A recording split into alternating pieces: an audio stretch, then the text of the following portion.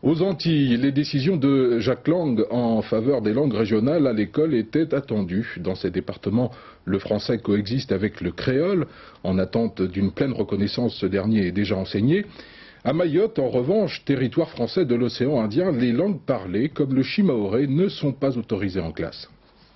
Dans cette île, majoritairement non francophone, le shimaoré demeure la langue locale la plus utilisée au quotidien.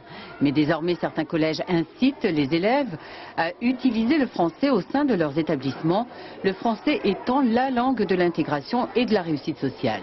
C'est indispensable que la règle du jeu soit nettement définie, c'est-à-dire en classe, pour des raisons d'efficacité, ne serait-ce que de façon à ce que tout le monde se comprenne, on parle français, et puis en plus c'est la langue de leur avenir, c'est là-dedans qu'ils vont passer c'est dans cette langue qu'ils vont passer des examens. En classe c'est obligé qu'on parle français, mais dehors on a le droit de parler maoré avec ses copines. Conscients que leur avenir professionnel en dépend, pendant les cours, les élèves pratiquent donc avec assiduité le français.